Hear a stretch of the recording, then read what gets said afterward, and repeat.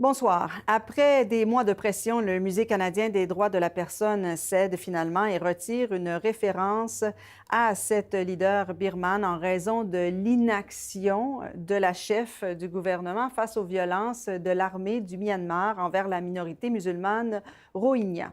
On va en discuter avec Patrick Foucault, qui est justement au musée. Patrick, bon, alors, ce n'est qu'une correction partielle, en fait.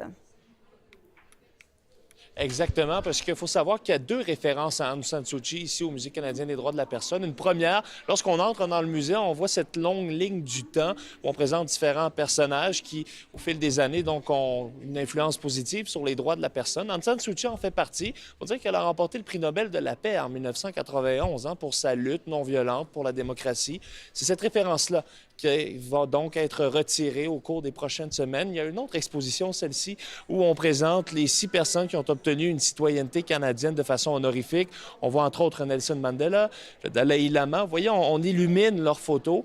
Par contre, ici, à celle d'Aung San Suu Kyi, vous voyez, le musée l'a assombri. On a aussi mis ce panneau devant où on indique donc que la minorité musulmane des Rohingyas au Myanmar connaît une crise humanitaire. On explique qu'il y a des centaines de milliers de Rohingyas qui ont fui le pays pour échapper à la violence et à la persécution perpétrées par les forces militaires du Myanmar. Ces forces militaires qui sont donc sous ce régime dirigé par Aung San Suu Kyi. Il y a plusieurs qui lui reprochent son inaction face à ces violences. On a entre autres parlé à un membre de cette communauté Rohingya. Il habite à Ottawa. Lui aurait aimé que toutes les références à Aung San Suu Kyi soient retirées du musée. Elle n'a aucune place dans un musée de droits de la personne. Et c'est clair, c'est évident avec ce qu'elle a fait. Et son exposé, elle est présente avec des gens comme Nelson Mandela, avec Malala, avec Dalai Lama. Mais est-ce un changement de position, vous diriez, de la part du musée? Bien, il faut savoir que l'automne dernier, Geneviève, le musée affirmait que ce n'est pas dans ses plans donc de retirer ses références d'Aung San Suu Kyi. Finalement, tout ce temps plus tard, on retire partiellement, comme vous l'avez dit. Ce qu'on explique, c'est qu'on veut ouvrir la discussion tout de même en laissant une partie ici.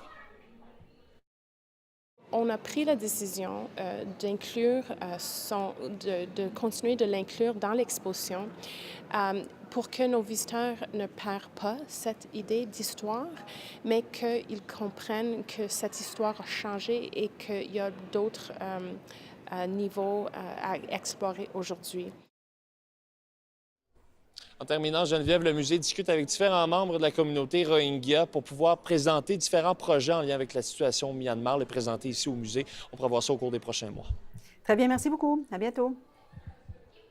Je vous en prie. Au revoir.